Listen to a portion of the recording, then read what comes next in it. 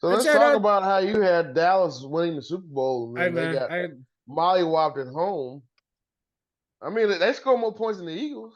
Me no speak English. Don't know wrong number. Sorry. They did though. Malcolm went line when he said like NFC East is like a bunch of bitter baby mamas. Just lose. Yeah, bro. That's all it is, brother. Everybody on the same page. In NFC East. But one thing I can say, I know you and Ryan said that Dallas did score more points, but bro, they weren't scoring more points when the score was 27 to whatever it was. They weren't doing shit with the ball. Yeah, empty calories. 28 nothing. Empty calories.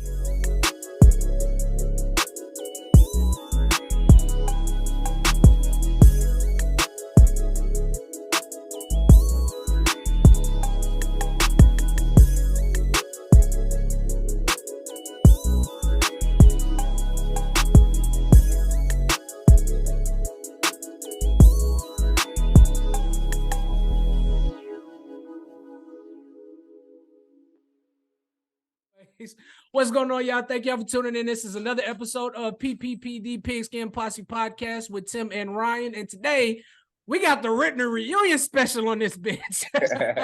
we got both my guys. We got former guests, former Ritenour lineman and former HBCU alum LeJuan Berry, and we got former Ritenour all-conference running back Brandon Brown. How y'all doing today, fellas?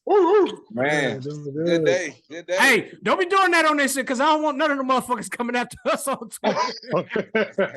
I'm not trying to fight. Hey, Ron say he don't give a fuck. He good. Yeah, don't talk about us. We band together and make sure we get each other jobs. He feel the same. He feel the same way. That I stand like that against the Beehives. I'm gonna leave it at that. Now you're on your own. Now you're on your own. They gonna get your address, your social security number, where you work at, all that shit. Hey, let them do it. I grew up with roaches. You think I'm scared of a bunch of fucking bees? You come to my house if you want to, motherfucker. All right. Flat the fuck out. Yeah, leave. All right, man. We ain't gonna waste no time. Let's get to it. Before we talk about anything else today, I think we would be remiss if we didn't congratulate Mr. Nick Saban on a great college coaching career. The man, 72 years old, 292, 72-1 overall, 6 all-time in wins, 201 and 29 and 17 seasons at Alabama, 7 national championships, 8 college football appearances in 10 years, 11 SEC titles, never a losing season in 28 years. He put 49 first rounders in the NFL, 4 Heisman winners. His coaching tree, which is currently in college football right now, Kirby Smart at Georgia, Lane Kiffin at Ole Miss, Steve Sarkisian at Texas, Dan Lannon at Oregon, Mario Cristobal at Miami, Billy Napier at Florida, Mike Locksley at Maryland, Brent Key at Georgia Tech, and Charles Huff at Marshall. Yeah, hell of a career. That's a hell of a career. Hell of a career. Man, amazing resume right there. That should never happen again. Yeah, I think we say that, but you know what they say. Records are meant to be broken. So at some point, Kirby got a squad. He do. He getting all the him and Steve Sarkisian getting all the transfers. Speaking of transfers, y'all saw what Shador said on Twitter? Alabama players tap in. Spooky. I just want to throw that out there. It's happening. It's happening. We just said the last couple of years. It's happening. Is that I hope y'all paying attention. It's happening. What Deion say? I ain't hard to find. No, he better whispers give me now. Deion coaching at Alabama. No. Now with that, hearing whispers. With that, what do y'all think was the reason why he finally chose to step down? I know my reasoning. Ryan, I'm gonna let you take this one first. NIL. Okay. Can't control them boys the Hellcats no more. You know, I could just go to Georgia and play, or I can go to LSU and play, or I could just, fuck this shit. That's what he said. That's what he said. That's what I took from it. But shit, I don't know. I don't know. What you think? Well, I'm gonna go ahead, Brandon. I'm gonna let you take it next. Oh yeah, appreciate it, man. I definitely think it was definitely the NIL shit. Just because like it's different, you know, when Nick Saban back in the day used to walk in your mom's living room, grandma's living Yep. room, and have a Yep. conversation with you. But now he gotta go in there and talk some numbers and shit. If he can't talk numbers of what this university paying, man, the guys ain't really motivated like that no more. They're motivated by the money. But I mean, if Deion walk in there and give them a little money, it's a different story though. Yeah. I can agree. I mean, it's just different, man. Nick Saban can't really. I mean, he can hit like these other coaches, but nowadays, bro, he gotta have their, you know, those connections, which he does have. But it's different when you got connections that are a little bit more, and it comes with the money. True. What about you, LeJuan? Yeah, piggyback on what y'all are saying, man. It's like you can't control them boys like you used to back in 2003, 4, 5, 6. You know, them guys, they get different type of checks now.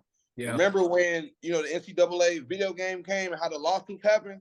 Now it's kind of like flipped now. So they getting like actual checks to play college ball. Not any refund checks, but actual checks. Thousands, tens of thousands every month. You know what I mean? So I don't think he has that power, and I don't think he even wants to try to fight against Deion Sanders when it comes to the transfer portal and just competing. I know he did his years. He made his money. He got his titles. And now it's time to, you know, kind of to live in that a little bit because the game's changing. The money behind the game is changing. So I don't blame him, though. I don't blame him. The type of athletes he was able to secure 15 years ago, he won't be able to secure now. You know what I mean? Just because of the money. I agree with all four of y'all. I definitely feel like NIL has leveled out the playing field. I mean, you can't just walk in somebody's living room and, you know, I got all these national championships and, you know, I got this coaching tree and I done put this person in the NCAA. And it's like, bro, you got to look at some of these kids' households you're going into. They Yeah. ain't seen no money before. So they thinking, oh, yeah, that's cool. What's that bag like? What type of numbers we talking? 17, 18. And so when they hit him with that, and when they hit him with that, and that, well, okay, you offering me this school offering me this. So what can you offer me on top of that? I think he finally saw that, you know, he was losing that war. So, and I don't know if anybody else felt like this. Not saying that they weren't a talented team, but this is probably the most least talented team that we've seen Bama put out on the field. I agree. So yeah, you know, he can't just hoard all the 5 stars in 3 years like he's been doing. Them boys that come to Alabama, they sit for a year, they see his other opportunities out there. Okay, I can go start here. I can go collect the bags just to sit on the bench. Oh yeah, I'm gone. Hold on now. They still made the playoff and lost in overtime by a score. I'm not saying that's what I say. I'm not saying the team wasn't talented. I'm just saying like this was compared to Bama teams that we've seen in the past. This is the talent gap is quite significant. It's declining. If he had a better quarterback, I mean, honestly, that pass rush, he couldn't do nothing. That pass rush was on his ass. Shout out Michigan, Harbaugh, and them. If you ain't cheating, you ain't trying. And they tried hard to keep him from getting that one too. And like another thing too, bro, like in terms of like the player situations, man, some of this money that they get from other universities can actually change their situation as far as like buy their mom a house. They could do that shit with that money now rather than wait later on to get their bag in the NFL. You know what I'm saying? And some of them players, they will make more with staying in college and actually going to the NFL. So come on now, it's a whole lot of shit that's changing the game nowadays. Yeah, I say, and it's leveled out the playing field. And like LeJuan said, with this college football game coming out, it's only gonna get worse. It's only gonna get like it's gonna be just like the Madden cover. Whoever get that NCAA football cover, oh, that's an instant bag. That's an instant meal, couple meal right there. Not to mention the percentage you're gonna get off the game. Come on now, gotta get that back in. Yeah. I heard some shit. They only gonna get them niggas like 300 to be on the game. Like, Yeah, we that's what they saying. What they saying and what's actually gonna happen gonna be completely like this first. Come on, bro. The first game. You know how many people gonna be standing in line trying to buy that damn game? I know I am. That's gonna be the first game I stood in line for. Definitely, I gotta secure that. Me, that motherfucker. I think gonna be some royalties attached to that for sure. So whatever that front end number is, that back end number gonna be 5-6 times more than what it is, depending on how it sells. But if you got a popular character and they had a good run, a good season, it's a wrap. I'm definitely interested to see who they put on the cover for the with this being the first game in what, like 10 years. They said Shador, didn't they? Yeah, I heard Shador as well. You gonna be Shador? I can see it. I can see it's either. I can see I can see it. I can If see he was it. Deion? Because of Deion? It's not just because of Deion and because of because of Deion. Yeah. Come on, Also, because of Deion. You gotta look at it. Shador is like he's like the top paid college player, and behind him is Archie Manning, who's sitting on the bench. Yeah, so that's true too. You just gotta keep that in mind. You know what I mean? That's true too. That's true Good too. though. Dylan Gabriel on that move they want. Nah. No. Good try. I don't know. That might be the best. I don't know. You might look all right in Oregon with that system. Hey, come on now. They made Bo Nixon like Eli Manning and them motherfuckers, man. I don't know. Well, we just saw how bad Auburn was the last couple of years and what really made Bo Nixon. I'm not fucking playing here. Bro, they fired a coach that's on pace beating Alabama every 3 years. No other team in the SEC is on pace doing that. Except for now. Bama got a target on their back from this point on. I don't know if his little vanilla offense he bringing from Washington gonna work, man. Depends on the quarterback. I don't know. And then you see they losing all their recruits. Yeah. Dropping like flies. They all going to Texas and Georgia for whatever reason. Money. We gonna see, man. The taxes. That too. I didn't even think about that. No state taxes. Yeah. Hey, I didn't even think about that. If you know. Fair enough. All right, let's go ahead and jump off into some pro football. What was it a crazy wild card weekend or what, man? Was this wild card weekend crazy or what? Man, it's like the takeover of light-skinned quarterbacks. That's what it was, man. Take over black quarterbacks is what it was. Yeah. Yeah, for real. Like I said before earlier in the episode, it's happening. I hope y'all paying attention. It's happening. First up, we have the Kansas City Chiefs walked all over the Miami Dolphins 26-7. Well, yes, we did. Ryan, I'll let you take it first. Brandon, I'm gonna let you take this one, bro. Take off. Shout out to Spo, man. Spo schemed it up and with some drops by Travis Kelce. They had a good scheme though. Andy had them boys ready to play. They was ready to play. So it's gonna be interesting to see what they do in Buffalo. It'll be a tad bit warmer in Buffalo, probably 17 degrees instead of what was it, like 0 degrees, and they played Saturday night. Yeah. So this I mean, that's the game you want to see on Sunday night primetime, Buffalo Chiefs, Mahomes. You know, what's homeboy's name? Allen, yeah. Cam Newton. Yeah. But he get all the calls though, and he get hit. They get man. I mean, don't we gonna save it. We gonna save it. But shit, man. I mean, Tua is a product of the system. So whoever his head coach is, I guess is gonna dictate Tua. He's blessed to have an offensive-minded head coach, but they need to win some more games, get a home playoff game in Miami. Because all these cold games, they just getting spanked. Yeah.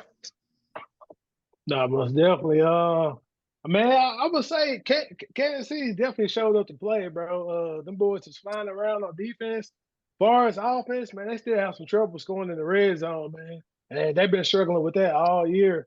As far as the red zone, finish it there. But they do have a great kicker. Miami boys, their run game really wasn't there.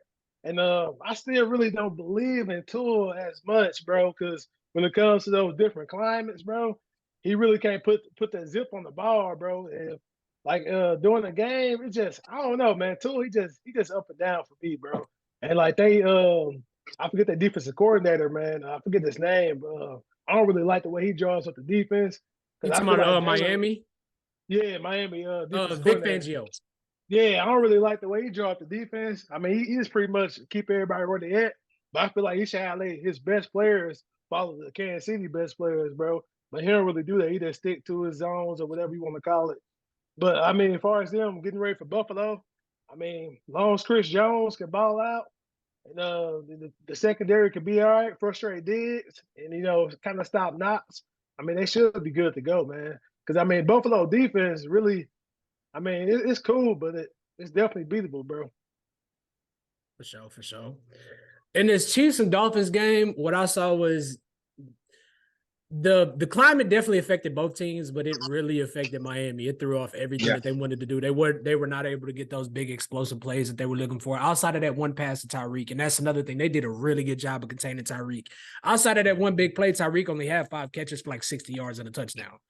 Yeah. Well, that was with that big catch, but I mean they used the climate to their advantage, and the Chiefs did a great job of protecting Mahomes. Also, the Chiefs gave them pretty heavy doses of their young stars. I mean, I talked about last episode Rashee Rice, coming into his own, and he actually went off this game.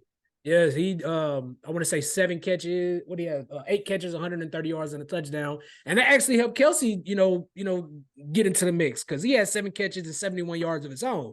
He didn't score, but with Rashee Rice doing what he was doing, it was able to help open up the middle of the field for Kelsey. And Pacheco, he runs as hard as he does. He was able to put the ground pound on him. So I think the Chiefs did what they were supposed to do.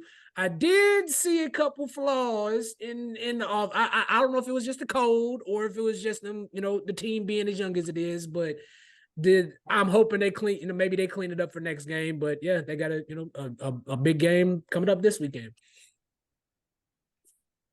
Go ahead, LeJuan. Yeah. Chiefs came to play point blank, period. There were flaws, but I want to write it up as the weather, to be honest, because I've seen Mahomes produce more, but the weather, it definitely affected them. I feel like if they had regular temperature, 50 to 70 degrees, that score, it probably would have been a better game. I think Tyreek would have had, a little bit more freeway, you know what I mean, to get loose in the field. But when it's cold like that, and Brandon, he could attest to this, when it gets cold like that, man, nobody really want to run that ball, or no one wants to get hit either. So I think it was just a lethargic game overall, but Pat Mahomes, he's been there before, so it's kind of like, second nature. So, it was an easy game. I saw that coming, once I saw them, lining up, how the brackets were going to fall. So, yeah. Hopefully it won't be that cold next week. This week coming up, rather. It's gonna warm up a little bit. It's gonna be 17 degrees outside. It depends on that sun. Yes, Is it wet? Is it, all that plays a factor. I hope they don't. Do you know if they play at 1 p.m. or night game? 6:30. 6:30. Yes, it's a 6:30. It's a 6:30. Another night game. It might drop under 17 then. Quite a bit. It's gonna feel like -5 probably. Yeah. With the wind chill. Mm-hmm. We'll see. We shall see. Well, we're gonna get off into that one a little later in the episode. But next up, we got to talk about Mr. CJ Stroud and the Houston Texans routing the Cleveland Browns like they did, because I definitely didn't see this one coming. But yes, CJ Stroud and the Houston Texans route the Cleveland Browns as they came into, I think it's NRG Stadium or NRG Stadium. The Texans routed the Browns 48-14. Brandon, you take off on this. Man, I gotta give it to D'Amico Ryan, CJ Stroud, man, the whole Houston Texans, man. They changing that whole organization around. And NFL players, I'm not NFL owners, college owners, high schools. Hey man, get y'all a black quarterback, man. You gotta start believing, man, for real. You gotta believe it, you gotta trust the process. Man, everybody's talking about Bryce Young. They was talking about what's the quarterback from Memphis? He played for Tennessee now. The dude that eats mayo and shit. I can't think of his name. Will Levis, they was talking about him. All these other quarterbacks. But, man, if they watch that game when CJ played against Georgia last year, he's been doing this for a long time. He's been doing this, man. And those throws he's making, those are like veteran throws, like 5 years in the NFL. He's doing this year 1. Man, the offensive line is doing real good. He got a decent support run game with Pierce and Montgomery. And Nico Collins, man, boy, he can catch anything, man. He catching anything. The defense playing lights out, and they are a young football team, man. Shoot, I won't be surprised if they get the dub this week. Truth be told. Just say that one. Say Yeah. that one. Say that one. Yeah. Say that one. Yeah.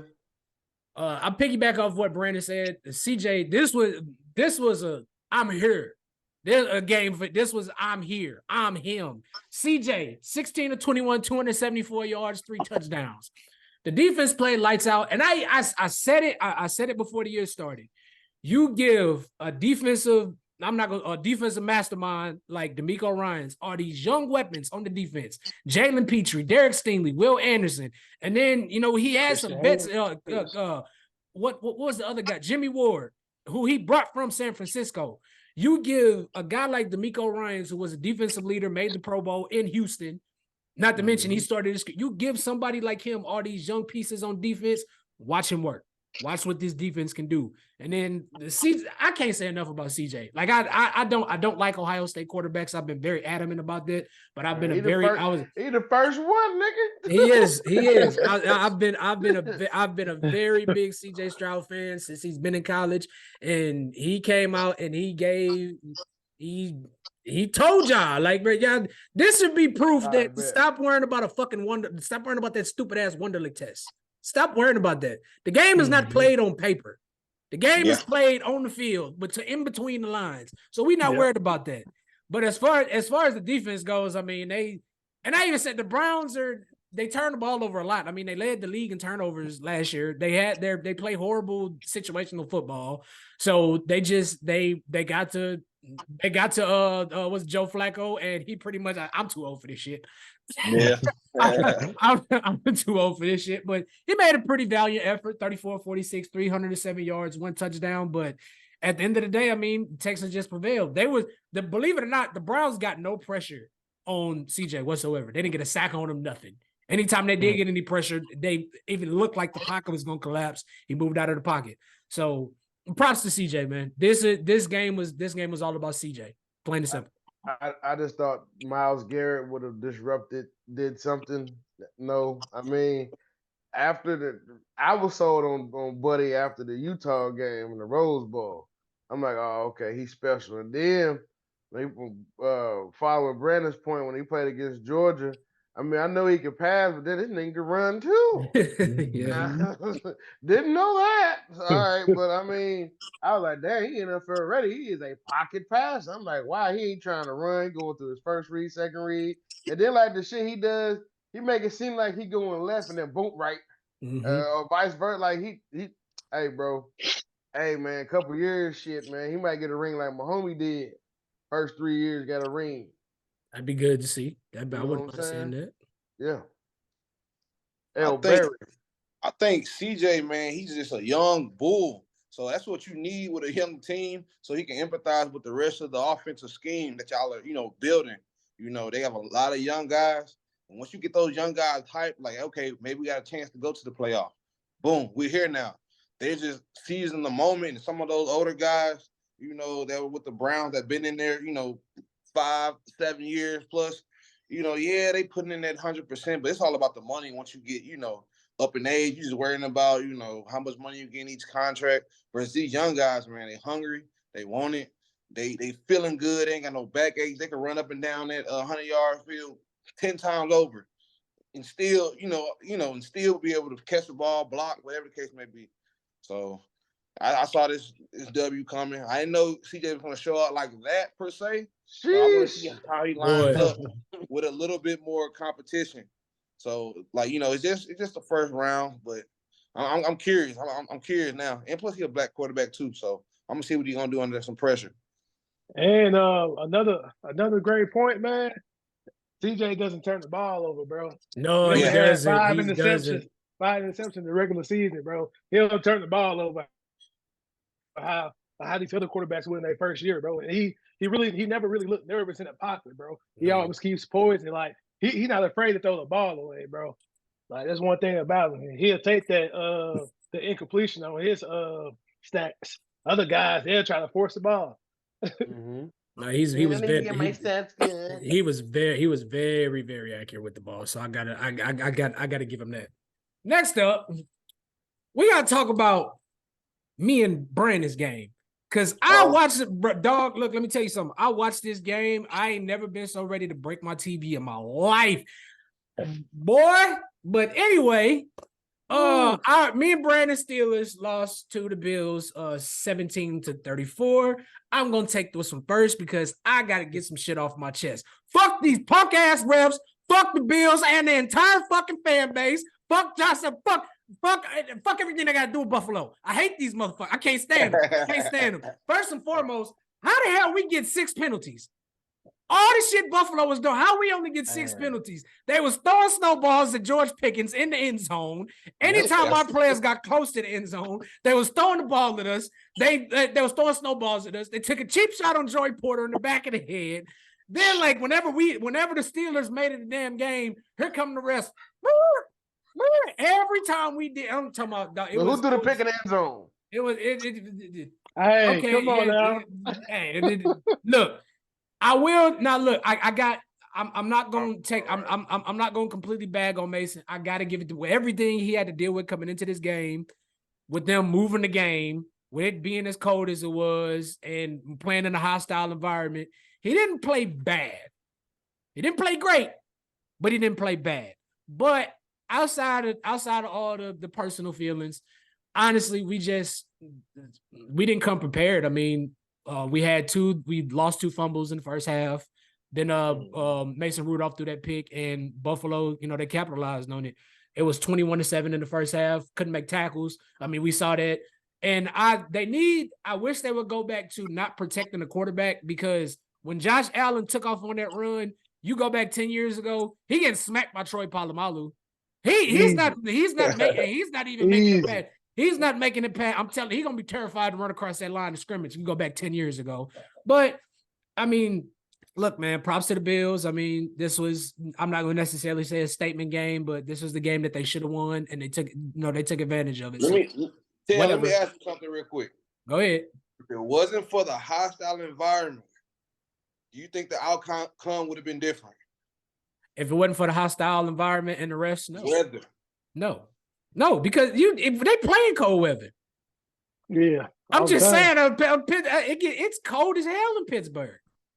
Do I think the outcome would have been the same? No. I mean, you saw, bro. Once we started making it a game, here come these refs every time we do any flag. The fuck out of here. Then that when George that played towards the end of the game, that was a pass interference all day. Yeah, when you ran that yes, that was a pass interference all day. But proceed. LeJuan, go ahead, man. You take this one. Let's see. I was surprised. I was hoping the Steelers was going to show me something, show up and show out. Didn't happen. But from the Bills, though, I'm just like, the Bills. I watched half of the game after I saw, what was, going on. I'm just like, you know what? I don't want to talk to nobody, man. I hate to see a black coach go out like that. I really did. But, next year, man, I feel like they need to tighten up on their defense a little bit when it comes to, I don't know, man. It is one quarterback away, man. Huh? That is one quarterback away, man. Yeah. They got the right pieces, but making sure those pieces all fit together cohesively on the defense is number one. Defense win games. That's it. Can't stress it enough. TJ battered motherfucker that game. Yeah. Hey. He's on the sideline looking like Brian Urlacher whenever he was hurt. God damn it. Oh, man. Go ahead, Brandon. You take off on this one. Man. No, y'all made some great points, man. Like Ryan said, bro, Mason on that simple out route. Mind you, to play before we got the holding, so we get a little bit closer. The next play, he comes back and throws a pick. That fucked the game up. But then also, when we did score, when Austin had scored, we come back. Miles Jack, he fucked up the whole defensive drive. He got the penalty on the hold. Then he got the 15-yarder What the hell? He got the 15-yarder on goddamn Josh Allen when he had slid. Yeah. So just like you said, the referees was kind of they definitely played a role. But I mean, bro, we was in that game, bro. Like we wasn't wrapping up, bro. Minka and then fucking Patrick Peterson, bro. Oh my goodness, he was pissing me off. Like then, bro, we wouldn't get no pressure on Josh Allen, bro. He was 21 for 30, bro. 21 for 30, 3 tugs, over 200 yards. That's tough, bro. And Diggs didn't do anything. Keep that in mind. Diggs didn't do nothing. We did it to ourselves. It was He more got about a couple first downs, but you're right. Yeah, that was about it. That's about it. Yeah, we're a quarterback away, man. We almost there. We almost there. Ryan, you go ahead and take this one. Oh man, it's I'm gonna let it breathe, man. Now, we got a game that I know a couple of us couldn't wait to unload on. We saw what the Packers went in there and did to Dallas, now didn't we? Opened up a can of whoop ass. Damn, boy, nigga, shit. Yeah. God damn.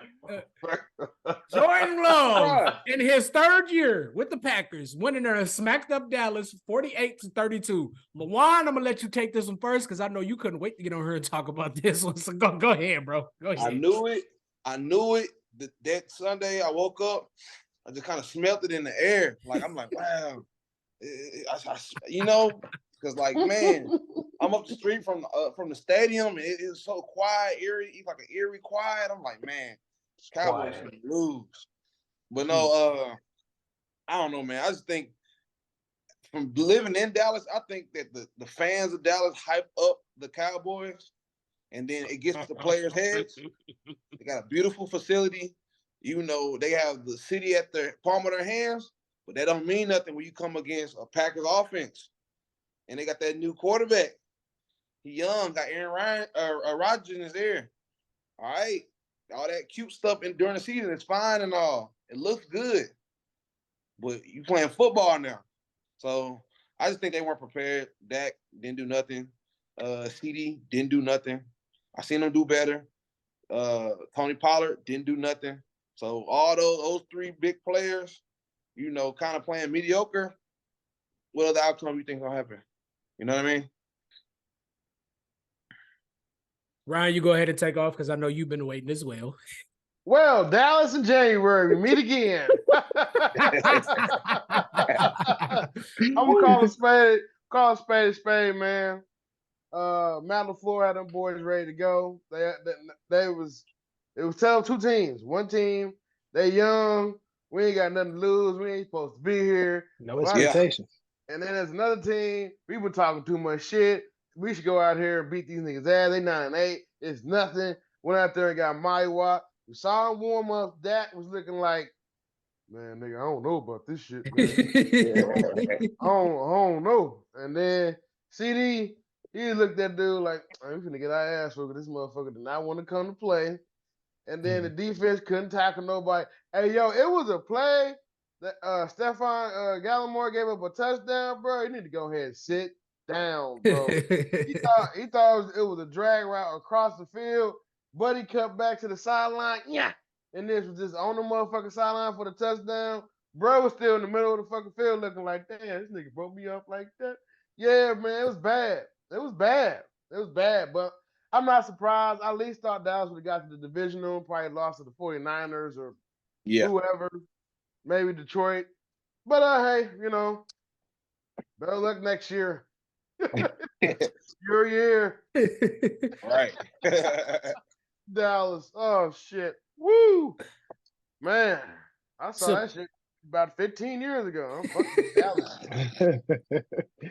So with this game, I feel like Dallas came in overconfident. Oh, you know, we got a young quarterback. He's got his first year starting. You know, we've always had bad luck against the Packers in the playoffs. We got him, you know, we got him this year. And something told me, because he doesn't. Before you finish your point, this nigga, you said they was going to the fucking Super Bowl. It's what the fuck you said. You sat here with a straight fucking face and you said this. No. You said this shit. He fell for it. I'm like, nigga, all right, bro. Yeah. Okay. All right. Let me explain why I said that, bro. And Brandon agreed with me. Brandon and LeJuan, bro.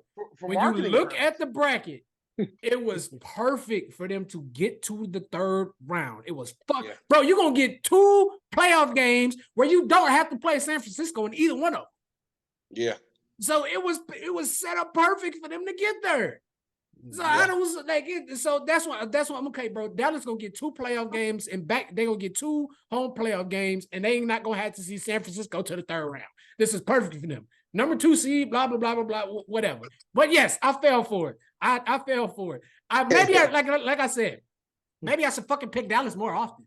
Because every time I pick these motherfuckers, try to give them some grace, this is what happens. I end up looking fucking stupid. but anyway, yeah, I think some told me, because he does it all the time, do not count out Aaron Jones. Every time Aaron Jones plays the Packers, this is what the fuck happens. Plays Dallas, plays the count. This is what happened. 118 yards and 3 touchdowns. He had 3 touchdowns. Jordan Love had 3 touchdowns. The Packers didn't kick not 1 field goal. It was just sad.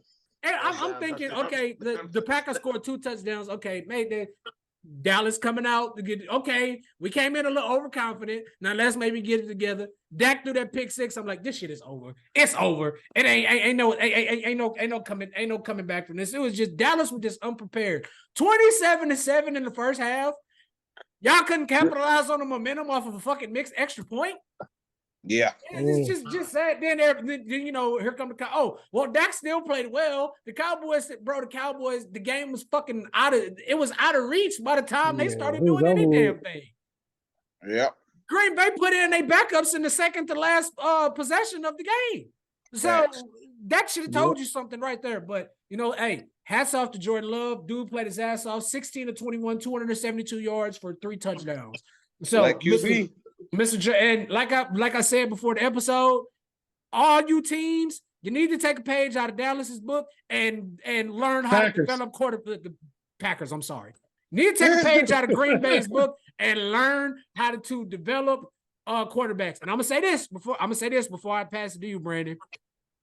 If I'm not saying this is gonna happen, but if the Packers somehow make the Super Bowl, it's gonna make Mr. Aaron Rodgers look pretty damn bad. Just saying.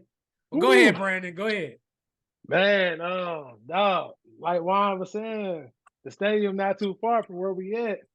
But bro, Jerry Jones been hyping up this team and the fans all year, bro. For 28 this years. is the best team I haven't seen in a long time. He been doing that. Then these fans are so disrespectful. Just like they got that lucky ass win against Detroit a couple weeks ago. I went on Facebook, made a post. Shit wasn't lucky. Bro, they was laughing they got at me. robbed.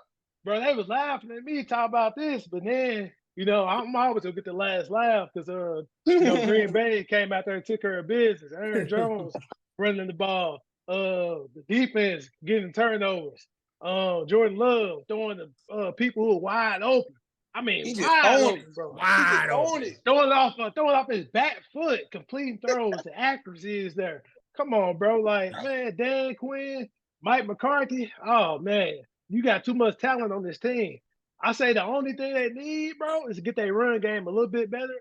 But bro, this was their year. They had the easiest road. If they would have beat the Packers, they would have had another home game. And they've been good at home all year. All year. But at the same time, they still haven't been a team with a winning record.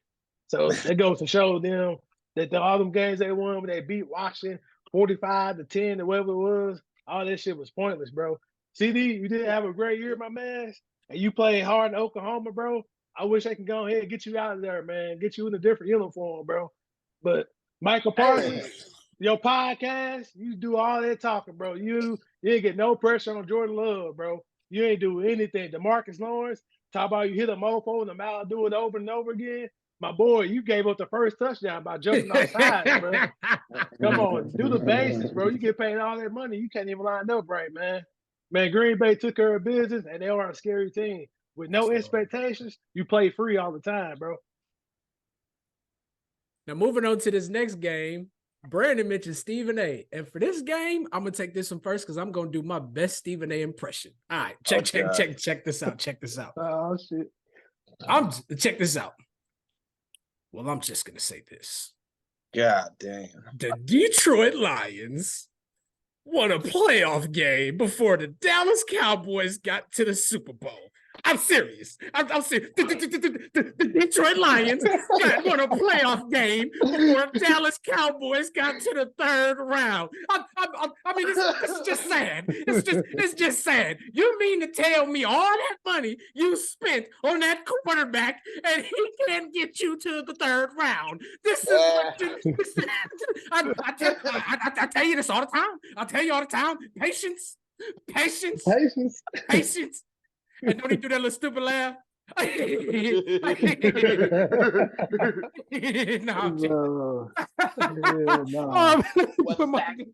what a fact lady say. Oh man, let me put my glasses back. But anyway, oh man, the Detroit Lions win their first playoff game for the first time. They had their first playoff game for the first time in 30 years, bro. 24-23 against the Rams. And this was actually a real fun game. It was a fun game to watch. Ryan, you take off on this one, bro. I mean, what more can you say? Especially like how it ended. Like, I really thought the Rams was gonna get a touchdown that last drive, and they settled for 3. And then Jared Goff just drove down the field and did what he's supposed to do, man. I mean. And how fitting, because everybody wrote him off. You know, his confidence was shot as a player, getting traded. Then the player that they traded you for, they go on and win the fucking Super Bowl. Then you was just there a couple years ago, couldn't get the job done, and probably the most rigged Super Bowl of all fucking time. We're not talking about that. Bro, man. I'm like, okay, 10-3, all right. Anyway, hats off to them. I did pick them to be my Cinderella team for the playoffs. It's looking like it's probably going to be Detroit and the 49ers in the third round. So hats off to them, the defense, St. Brown, my other boy from Bama, the running back. Jameer Gibbs. Like I said, the defense. They all playing great. They got a coach they run through a wall for. Couldn't happen to a better team and a better organization. The fans was in it. They was crying after the game. Like, it's just a beautiful moment. I mean, hell, Barry Sanders was fucking playing the last time they won a playoff game. That's how long ago that shit was. And it's to see Barry and Eminem and Big Sean and everybody that fuck with Detroit there and shit. It was a very special moment. And I hope they continue to be good. Start seeing more Detroit shit. Yeah. That was just beautiful football from beginning to end, man. And that's what I wish. That felt like a playoff game. You know what I mean? So, back-to-back scoring. It's just those guys, just playing their hearts out. They acting like it's the playoffs right now. It's a real dog fight. Huh? Miss something to them. Yeah. Mm-hmm. So a lot of these other games that we mentioned earlier, they might have been mismatched. It might have been, other factors that played. But at the end of the game, it's war. When that clock starts running, it's war. And you saw that, And I'm surprised. I'm surprised to see Detroit make it. And I'm intrigued now. I'm gonna do a little bit more research on their program and see how they've been doing. The whole season so far. What got them to this point now? But I think Detroit might go all the way from what I saw. All right, B-Dub, what's up, man? Man, Detroit Rams, it was a beautiful game, man. Beautiful coaching on both sides of the ball. Man, Matthew Stafford came back. The only thing I didn't like was Detroit fans booing him, man. Because when he won the Super Bowl a couple years ago, thank you, Ryan. They was not booing then. That was my only downfall about that game. But man, Puka Nacua, goddamn, you got Jamison Willis, you got St. Brown, you got Josh Reynolds, you got Laporta, you got bro. On Detroit, they don't have no superstar, bro. It's like everybody on the same level, and they willing to sacrifice just so somebody else can eat. On all these other teams, bro, you got all these big names. Of course, St. Brown may be their best receiver, but bro, he don't act like he is, bro. He ain't got that prima donna in him, bro.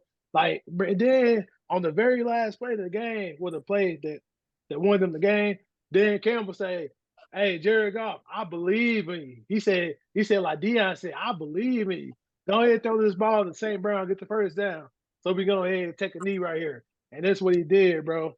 That's what he did. And then Sean McVay, man, to go to the playoffs with that roster, man, that is hard, bro.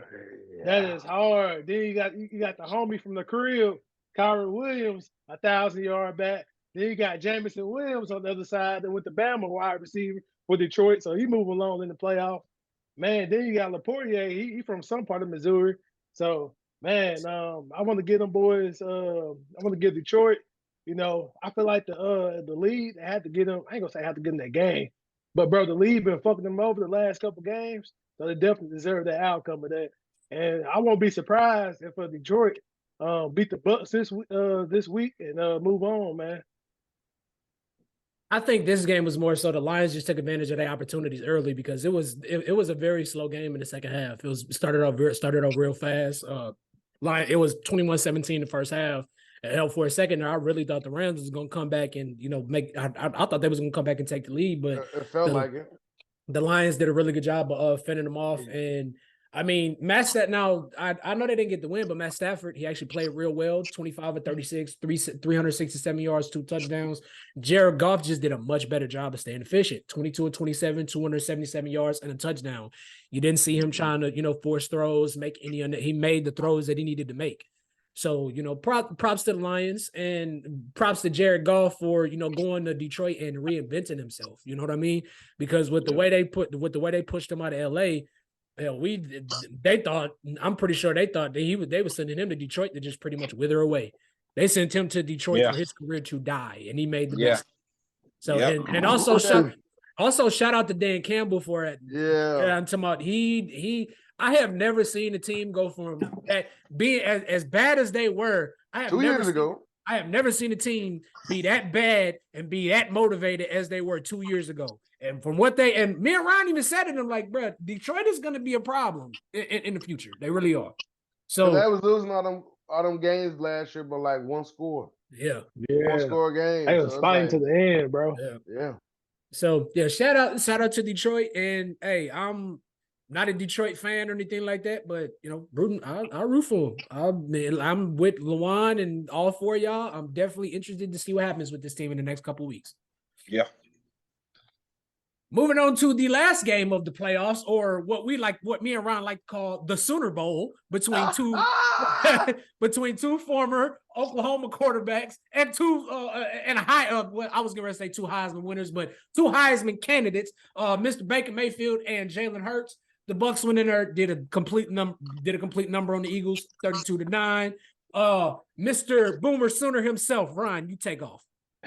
Look, man, this is just the Bucks had a better team. Eagles defense has been who makes a decision like that mid-season to fire their defensive coordinator mid-fucking season and then bring in another defensive coordinator. Like who does that? That's a recipe for disaster. And whatever, who was the offensive coordinator? Shane Steichen? Shane Steichen was last year. Fam, dog. Y'all need to call him back and get some more plays for Buddy. And how would you call this in this situation? Because like this shit fell off completely. Like they was winning games when they was 10-1, but they didn't really play nobody. Kind of like Dallas. Y'all was winning all them games. You really didn't play nobody. Then you play the 49ers and got mollywopped. No, yeah. Then you play the 49ers and got mollywopped. From the moment Steve Stefanski. Am I saying his name right? Stefanski? Ain't that Eagles head coach? No, Nick Sirianni. Nick Sirianni. From the moment he flipped off Kansas City and Jalen had to put his hand down. What the fuck wrong with you, man? It's been bad from that point on. But yeah, the Bucks just had a better team, bro. Like the shit. I mean, if Baker's receivers would catch the damn ball, the shit would have been over in the first fucking quarter. Yeah. He dimed Mike Evans twice and he dropped both of them motherfuckers. In this game, go ahead, my bad. Shout out to my boy Bake. I mean, I would love to see him in the 3rd round, shut everybody the fuck up, but that Detroit team was too hungry. Come back play in the year? I think so. He got to be. He passed for 4,000 yards. At his best season. People talk about Matthew Stafford. No, nigga, you Super I Bowl mean, MVP. I can see, MVP. I can see why, but no. Super Bowl MVP, man. In this game, I think Philly was what 1-6 in their last games. I don't know why they expected it to turn around 1 week into the playoffs. It was Ben. Then they had no AJ Brown, and then Philly has been situationally they've been a horrible football team all year, bro. Look, I want y'all to listen to this. I gotta read this off. In this game, Philly was 0 for 9 on 3rd down, 0 for 2 on 4th down. You can't win if you can't convert on 3rd down. How the hell you expect to win a game? Then the Buccaneers was obviously the first team to stop the tush push, which arguably, I mean, I don't know. I thought Jalen might have got in. I thought he might, but that's a different conversation. But they were able to stop the tush push. And then it's another thing. The Bucs have had the worst run game all season. And then they get outgamed in the rushing category. The Eagles get outgamed in the rushing category. 42 yards rushing. They got outgained totally, but the Eagles have 42 rushing yards to the Buccaneers 119 rushing yards. That's sad. That's just sad. But also, shout out Baker Mayfield, 22 of 36, 337 yards, 3 touchdowns. Hey, Ryan, I need your echo. Boomer! Sooner! Yeah. Yes, sir. Go ahead, LeJuan. I don't know. I just didn't see a lot of motivation from Philly, man. You know, I don't know what's going on in that program, man, because I think they're coming off these last couple of years, you know, how they've been competing these last couple of years, and they think, okay, you know, first week of playoffs is going to be kind of a, you know, they're not taking it that serious. But now, as you see, they came to play. You know what I mean? The opposing team came to play and got them out of there quick. I think it's just an ego check. And like you said, that situational football is key on 3rd down. You can't capitalize that moment, the game over. It's game over. If you can't do that, that's situational football. That's football 1-on-1. Can I ask y'all this? Go ahead. I'm sorry, bro. I don't mean to cut you off. You good? But do y'all think Jalen was a lot more hurt than what they were saying? I think Buddy hurt. That's what I think. He's been hurt all year. Yeah. So when he fucked his knee up, yeah. I don't think he's healthy, man. I ain't saying he playing like it, but the decisions he's making, he's thinking about his health before. You know what I mean? It's affecting his decision making. So and like he don't want to come out and say it because he don't want to look like he's making excuses. Exactly. But shit, shout out to Jalen for being a team player, man. That's what he learned from Saban. No excuses. Yeah. All right, let's go ahead and jump off into the games this weekend, shall we? First up, we have the Houston Texans versus the number 1 seed Baltimore Ravens. Brandon, I'm gonna let you take this one first. How you see this game playing out? Who you think come out victorious? Man, I don't mean to cut you off. Hey, these predictions. I'm not even gonna get off into the stats. Let's keep these to like a 2 to 5 minute minimum, because I know we got too busy. I know we all busy gentlemen, and I know probably half of us old and want to get the fucking bed. No, I'm just fucking with y'all. But yeah, go ahead, Brandon. No, for sure, man. Lamar and them have been sitting for a while. I want to say it would be 2 weeks since they last played, maybe 3, because I know Lamar didn't play that last game. 3. I definitely see Houston pulling away just because they hot right now, man. They won 2 games in a row. I don't see them having no problem in this game, especially in terms of I know Mark Andrews is back, and he's probably going to start over Likely, which is a bad decision to me. But I definitely see Houston pulling away. I feel like D'Amico Ryan and his other defensive coordinators could definitely scheme for Lamar. But if everybody do their job and continue to do what they do, I see Houston pulling away at least by 3 to 7 points. Ain't mad at that. Ryan, you take off. Really, this is Houston's 3rd playoff game because they had to win to get in when they beat the Colts last week of the season. Fair enough. And they are rolling. I mean, that I've always asked people, would you rather be the team that get the rest and then go play, or would you rather be the team that just keep playing and then don't take the rest? Because like I've seen it both ways, with a team that rests, who's favored do all these great things, go out there and get mollywopped. So it's a fine line. But I just feel like it's just something different about that Baltimore team. They're more together and they feel like a family almost. So I mean I want to go. I'm going for the Ravens, but I would not be surprised if Houston take that dub. I think the factor here is for the first time in the playoffs, we have a fully healthy Lamar. There's no like, I got an injury. I'm not playing because y'all don't want to pay me. Not only do we have a fully healthy Lamar, we have a healthy Ravens team. Not to mention, let's not forget, I do think he's going to come in and make an impact. They did sign Dalvin Cook a couple weeks ago. And we know the Ravens have the number one rushing attack. And say what you will, that Jets situation, it was not his fault. The Jets, I'm not even saying they're a disappointing team because nobody was expecting that to happen. Dalvin wasn't expecting that. Nobody was expecting that to happen. And Dalvin Cook, whether you think he's still a very talented running back, and I think he can come in and make an instant impact on that rushing attack. Not to mention, Baltimore has the number one ranked defense. Houston's run defense is not that great. So I think Baltimore moves on based on they're gonna play that old school football. We're gonna pound the ball, we're gonna run the hell out of it, and we're gonna kill you on defense. And we all know how great that Baltimore pass defense is.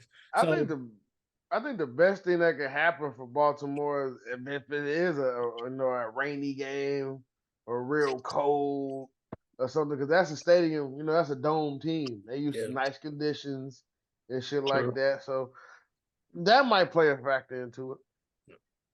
LeJuan, how you see this one playing out? I'll be brief. I know that Lamar been resting a couple weeks. Ravens are healthy. And I see them taking that, to be honest with you. No disrespect to CJ. I want to see him do well. But Lamar, he's hungry. He's been waiting. It's the moment. He got to seize the moment. He's rested. Healthy team. Number one defense. All the chips are on his side. And if he blows that, I ain't got nothing else to say if he blow it. It's all written for the Ravens to come out of that with a dub. It'll just be Randall Cunningham. That's all. Yeah. That's all. I'm down to coaching.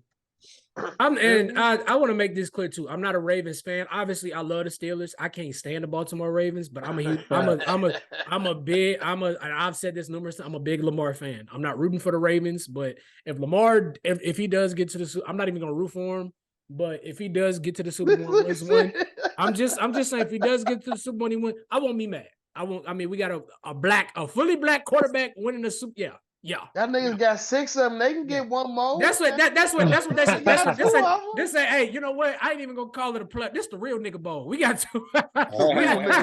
We got two black quarterbacks facing off in the playoffs. It's beautiful. Nah, it is, bro. It's beautiful. Next up, we have the 9-8 Green Bay Packers against the 12-5 49ers. Brandon, you take. Hold on. Who went first last time? Was it Brandon or Ryan? No, I went first last time. All right, Ryan, you take this one. All right, here we go again. Green Bay Packers, a highly favored team. Should be an ass whooping, right? We'll find out on Saturday. Or whenever they play Saturday, Sunday. I think no, they play Saturday. They got both of the number one seeds playing on Saturday. Look, dog, they got the highest interception ratio to first down, whatever stat I read. I just fucked up horribly. Basically, man, they got a good-ass defense, a really good-ass defense. So if y'all not schemed up with some shit they haven't seen before, and all of them are veterans, they've seen pretty much everything. It's going to be a long, long night. This is going to be like reminisce. So like, when Tim Tebow won that game against y'all. That bullshit. Hey, damn, I'm gonna have nightmares tonight. Why you bring that shit up, man? It all makes sense. I just think that the better team is gonna win. That's gonna be the 49ers. You know what I'm saying? I just think they're gonna go out there, beat them in all facets, special teams, offense and defense, getting that ass, and it might be over in the third quarter. Straight up. I think the 49ers win this game, but I think it's a lot closer game than people are expecting, especially with the way Jordan Love. Now granted, I think it's just like with the Cowboys game. The 49ers have always done well against the Packers in the playoffs, and I don't see that. I don't see that changing. You got. Brock Purdy obviously has something to prove. Okay, I didn't get to play in the NFC Championship last year, and I'm tired of people talking about that. And I mean, it's set up for the 49ers to go to the Super Bowl, and I think because of that, they might get a little big-headed. I think the Packers may make it a game, and San Francisco pulls away at the end with that run game, because we all know how great that run game is. But I'm definitely expecting I'm expecting the Packers to make this a fight, because the 49ers defense, but as good as the 49ers defense is, believe it or not, their pass defense can get torched. Their pass defense is middle of the pack. So and I'm expecting this to be a game. I'm definitely expecting this to be a game. But I got the 49ers pulling away. All right, LeJuan, you go ahead. Let's see. I agree with what you said. I think it will be a good game, but Love, he's young. He's going against a complete team that's been here before. So when you kind of stack up those odds, Aaron Rodgers can coach him up as best as he can, or things of that nature. But he ain't never been there before. He's a young guy, so he might choke, which is to be expected. You know what I mean? When you're going against a team that's been there and a more complete team. So I think the Packers will put up a good fight. They're not just going to get a blowout. I hope not. But I see the 49ers wrapping that up, going to the next level. And Brandon, how you see this one playing out? Man, I see the 49ers taking care of business.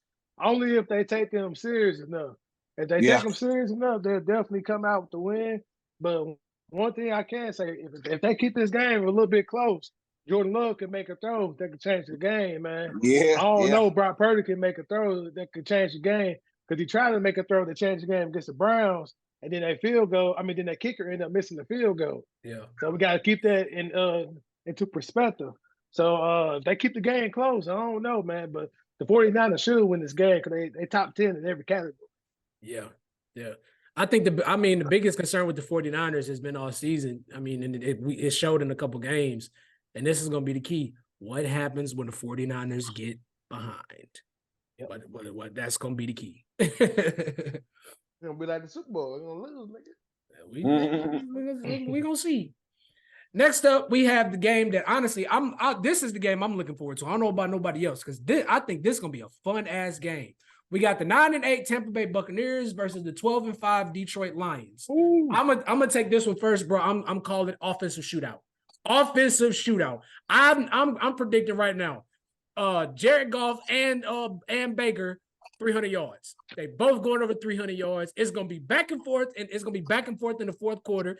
And just like with the Rams game, I think that Detroit they're gonna get a call. Or the Buccaneers are going to not get a call that's going to swing the game, and Detroit's going to pull away. But I see this being fireworks, bro. I see this game.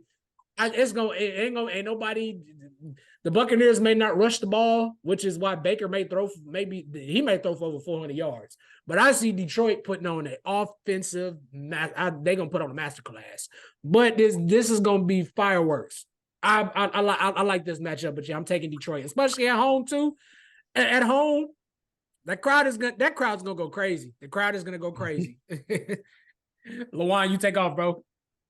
I see Detroit taking this one.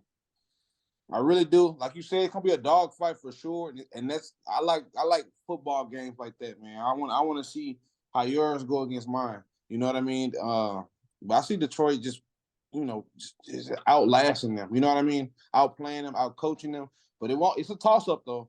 So I can't say that I wouldn't put my money on it. But I think Detroit's gonna pull it out.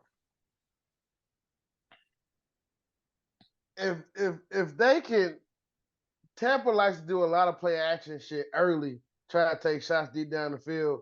If Evans can catch the fucking ball, then yes, I agree with Tim's statement. But I just feel like that front seven for Detroit is gonna give Baker a long fucking day. I feel like the pass rush is gonna get on his ass. He's not gonna be able to find his reads and make the right throws. I just feel like it's gonna be a long day, and ultimately Detroit wins the game. Yeah. No, I agree, and it's definitely gonna come down to the turnovers. Like you said, if a Baker receiver is dropping the ball, defenders get a tip drill, Detroit get the ball. But also comes down to Jared Goff taking care of the ball, man. If you hit him, sometimes he fumbled the ball. It's gonna come down to whoever makes the turnover first, and whoever capitalizes off that turnover, that's gonna win the game. But Detroit should win this game, man. It's their second game at home. They are the better team overall, but it's gonna come down to the turnover battle. I like that. Yes, I like that. I like that. Now we got the last game, which is a rematch of one of the greatest playoff games of all time that we saw a couple years ago. We have two of the top quarterbacks in the NFC. We have the 11-6 Kansas City Chiefs versus the 11-6 Buffalo Bills. LeJuan, I'm gonna let you take this one first. Chiefs are gonna take it. Better team. Pat Mahomes has been here before. This is second nature to him. And where's the game? They're playing at Chiefs again, or no? They're Buffalo. playing in Buffalo. This is actually Pat, and that's another thing. This is Pat Mahomes. Fucking Tony. This is Pat Mahomes' first away playoff game. He's never played outside of the Super Bowl. He's never played a playoff game away from Arrowhead. Yep. I think he can make the adjustment. Long as it's not like, well, it might be snowing there in Buffalo. Who knows? I think he can make the adjustment. He's been here before. No disrespect against the Bills. The Bills are gonna be a tough fight for them, but Pat Mahomes, he's been here before. Second nature. He gonna do what he gonna do. So that's where I'm going with it. Brandon, go ahead. You take it. Man, I got the Chiefs pulling away, man. If the Chiefs can run with Everett and whatever his name is, Pacheco. Yeah, Pacheco. They can run with Everett and Pacheco. Play action off of that. Bro, they're gonna be good to go. And plus, man, the Chiefs defense is way better than Buffalo's, man. Yeah. Way better. Chris Jones gonna cause it. Bro, Chris Jones gonna be everywhere, bro. That's how he was last time. Chris Jones gonna be everywhere. The secondary got a whole lot better. The linebackers doing a little bit better. But Travis Kelce, man, this is your game, man. This is your game to step up. You dropped a couple passes in the red zone last week. Could have been touchdowns. I know you're a Swiftie, man, but hey, I got the Chiefs pulling away, bro. That's I got crazy. the Chiefs pulling away. Yeah. Chiefs by 3. I'll be modest. It'll be dramatic at the end, and then we'll get the W. I got the Chiefs based on 4. When I look at this game as an entirety, I want to bring up a couple key points. For one, I don't think everybody realized how decimated Buffalo's defense is. They're missing a lot of key pieces. Are you really depending on an old ass Von Miller to try to get the Patrick Mahomes? We really gonna do that? Something else I want to keep in mind too. I want y'all to keep in mind too. This is really going to be about who gets to the quarterback, because these teams are 1 and 2 when it comes to protecting the quarterback. I don't think I don't know if anybody realized that Buffalo is actually first in sack. They're actually dead last in sacks allowed. They have given up the least amount of sacks. Kansas City is second. So I definitely think that's going, I definitely think that's going to, play a factor. I said this in the last episode. We all know how much of a turnover machine Josh Allen is. Right. He gets once he gets out the pocket, he tries to do too much and keep it. He's playing Mahomes, and Shannon Sharp has said this the best. Josh Allen tries to out Mahomes. Anytime, especially when he play Mahomes, he tries to outdo him, and it ultimately comes back to bite him in the ass. So I think with him playing Mahomes, especially and he got something to prove. Oh, this is my house. You coming to this is your first playoff game. You coming to play here. So I'm going to try to outdo you. Not to mention, I also think Josh Allen is a little pissed off because of what happened when they played in Arrowhead the last time. So it's just there are two. I think they're ultimately this is going to be way too much of an emotional game for Josh Allen, and that's gonna cost him the game. I'm with Ryan. I got Chiefs by 3.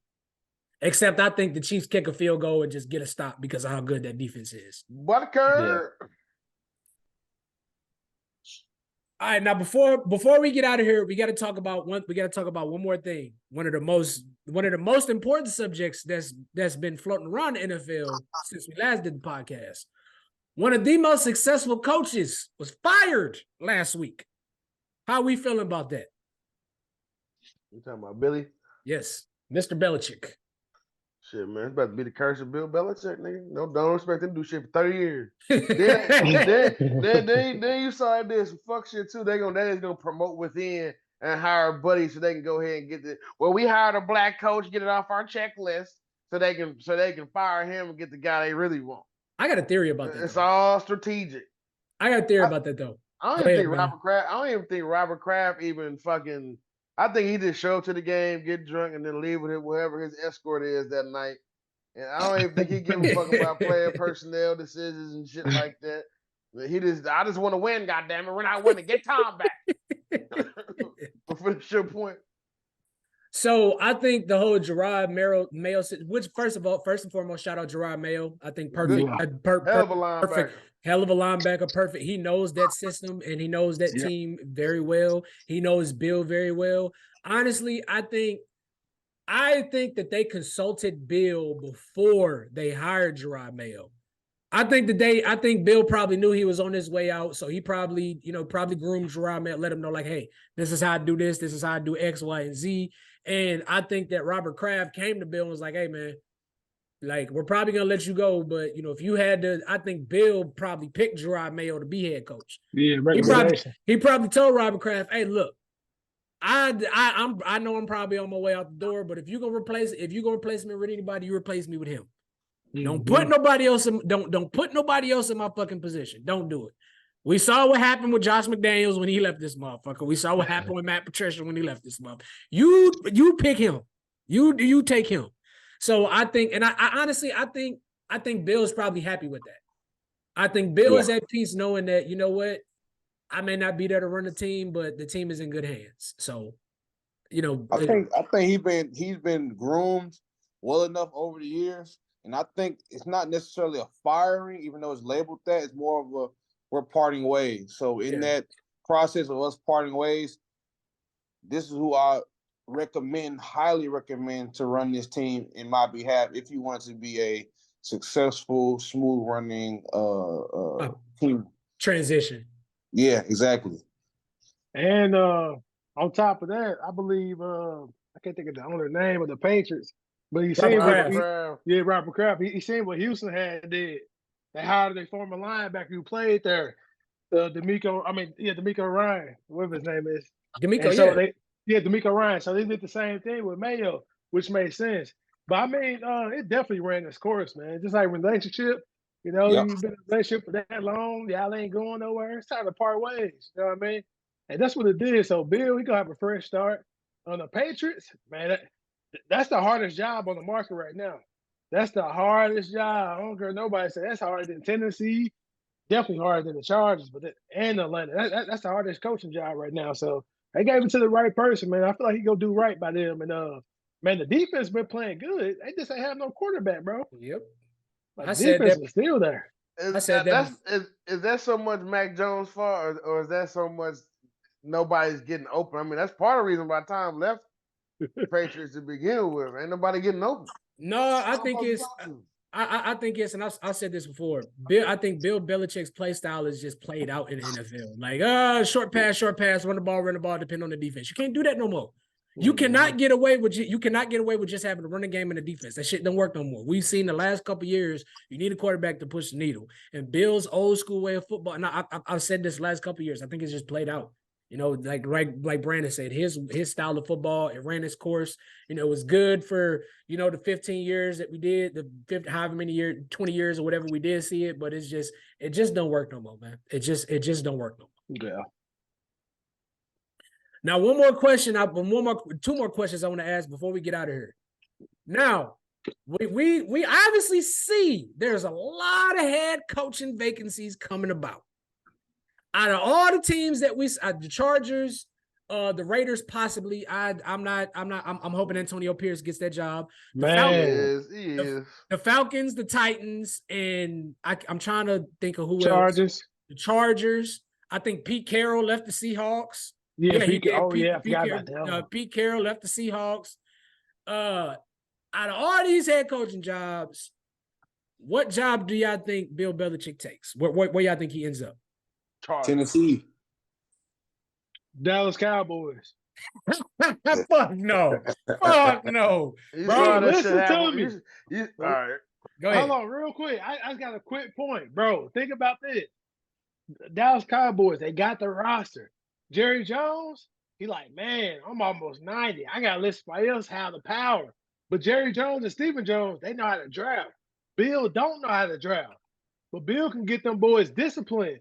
If he can get them disciplined, he already got the roster, bro, they can win the Super Bowl, bro. It's a crazy ass take, but I know. You ain't lying. He's not lying. I mean, look, the discipline part, I fuck with that, but I don't know if Jerry type of nigga, he gonna call down to the coach's booth, throw the damn ball to CD. Hey, you know what he gonna get? Damn, shake the fucking ball. Bill is gonna hit him with that real smooth, that what you call that stoic. Look here, motherfucker. You sit your ass up. You sit your old ass up in that box. Okay. I had Tom Brady as my fucking quarterback. You shut the fuck up. Let me do what the fuck I do. For real.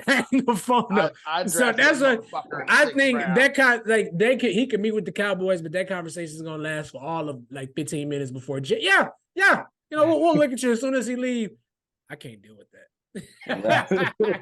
That's how I look at that. That's how I'm looking at that. Where do you think you end up, LeJuan? I'm gonna go with Tennessee, man. It'll be a fresh start. It's a booming, growing market out there in Nashville. So new stadium getting built too. Yeah, new stadium getting built, and they'll give him a lot of the power, and he can have more power there. You know, grow. You know how he wants the Titans to go, what direction he wants them to go. So I think that'd be a good market for him to go. You know, honestly, I think he might fuck around and end up on the Chargers. I can see it. They got that new shiny quarterback down there. We see the talent. Justin Herbert. Defense. So they have talent on both sides of the ball. They just ain't had the coaching to be able to put all that shit together. So and if he did get hired, guess who could be his offensive coordinator? Oh, Kellen Moore. That or Josh McDaniels. Yeah.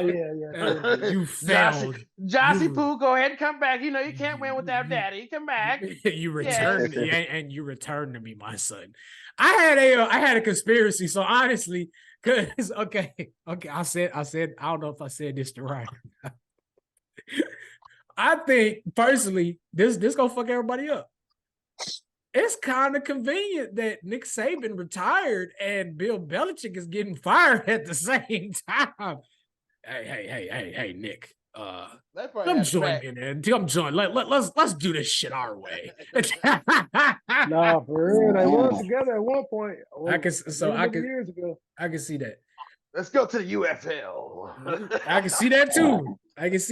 These boys, they ain't got nothing to lose. They're playing to get into the fucking NFL. Fuck no, that nigga Bill's trying to go somewhere warm so his knees to stop hurting. And Nick Saban trying to figure out how the fuck to get away from his wife. He ain't figured it out yet. That's why he said, I'll still be here in Tuscaloosa. I still have my office. You know, I'll just be coaching from my office. I just don't feel like traveling anymore. My bones. All right, now my goddamn nerd. All right. Now, last topic before we get out of here, because this is something I've been thinking about. Now, we've seen a very high turnover ratio in the last couple of years when it comes to head coaches. Mm-hmm. Do y'all like this whole how the coaching, this whole turnover thing? Because me personally, I feel like the media is really ruining like team development. Like, hey, if we hire a new head coach, you don't win a Super Bowl within the first like 3-4 years, you fucking out of here. I don't like that. It depends on where you go because this is a win now league. Because Lord knows if Harbaugh was anywhere the fuck else, had he not gone to Michigan, that motherfucker gets fired probably after year 4 of that shit.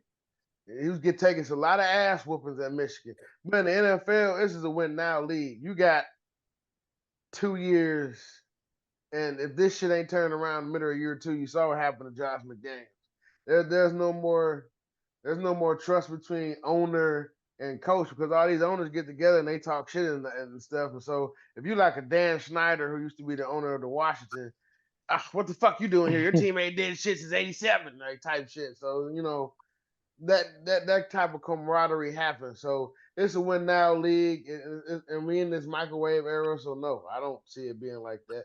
It has to be a special situation where you have the coach or the owner has a lot of trust in the coach. It has to be something like that. Like I had this argument with so many people because everybody asked me, well, Mike Tomlin got all these winning seasons, but he ain't won a playoff game and yada, yada. Hey, man, look, if it ain't broke, don't fix it. There you go. If it ain't broke, that man has not had a losing season in fucking since he took over that head coaching job. And we saw what the fuck he's been able to do with less talent over the last couple of years. Especially this year. So talking about fire Mike Tomlin and not like leave him alone. But in a situation like the Chargers head coach, I forgot his name. Who the Chargers head coach was. I forget his name too. He was sorry though. Yeah, but it's like, bro, we give you all this talent, and in 3 years, you can't even do much. You can't even do so much as get to the fucking AFC Championship. Yeah, it's over for you. Like, I can't, we can't. But in a situation like, let's say, I'm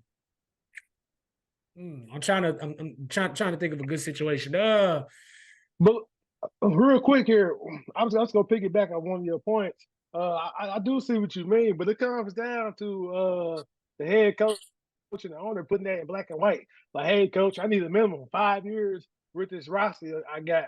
But with that Chargers situation, man, he got the players on both sides. You can't do nothing in two. Think about this. They had a 27-0 lead. The Jags came back. Yeah. They should have fired him after that game in the playoffs. Yeah. Then this season, he's doing terrible as shit. Don't get me wrong. Justin Herbert's hurt. But they pay him as well, and they still wouldn't win the games. Mm-hmm. So it comes down to what you write in your contract and based on the rosters that they give you. You know what I'm saying? That's it. Shit, you have a squad, brother, man. I just don't. I just these turnovers is the turnover ratio is just like it's just ridiculous. Then you got head coaches that are not given an opportunity, quote unquote, cough Eric Bieniemy. Like, bro, how do y'all not give this man a head coaching opportunity? Y'all saw Sam. Now Washington wasn't shit, but they're also going through a transition. But we saw Sam Howell was what he was 5th in the league in pass yards. So maybe 2 weeks. Bro. He was. I think he finished. I think he finished like 5th in the league in pass yards. So maybe he didn't have Washington didn't have the greatest season, but I don't think ultimately the whole Eric Bieniemy, experiment was a failure. I really don't. It definitely wasn't a failure. And on top of that, bro, I forgot that coaching job is open too. So Bill could take that job and go back home. Yeah, I can see that too. What you think, LeJuan? Like Brandon said, it all boils down to what you put in these contracts, but it also boils down to what these owners want to agree to in these said contracts. So yeah, they might be putting this stuff in black and white. Hey, I'll sign here for 5 years, but I need X amount of dollars. Owners or the financial managers, whatever the case may be, they may say, no, let's do 1 year and see what happens. And then they like, man, it's a head coaching job. I can't pass this up.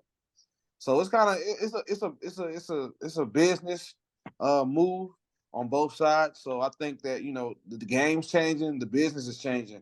So this is kind of what comes along with it. Just like how the job market in real life changes, goes up and down, things of that nature. So I think it's business is business at the end of the day. I agree. All great points, fellas. And I want to say this has been a great episode. It's been great having all four of you gentlemen. And I'm not in the same chat room, in the same video chat room. Yes, sir. Yeah, it's always nice. Once again, it's been a great episode. As always, man, we thank y'all for tuning in. Please make sure y'all follow us, Instagram, YouTube, like, share, subscribe. We accept all comments and constructive criticism. Y'all got, man, please share, comment. If we suck, tell us that. Shit. But anyway, man, it's been a great episode, fellas. And it's been great having y'all on the podcast once again, man. It's a pleasure. Appreciate it. All right. Until next time. Blessings. Peace and blessings. Right now.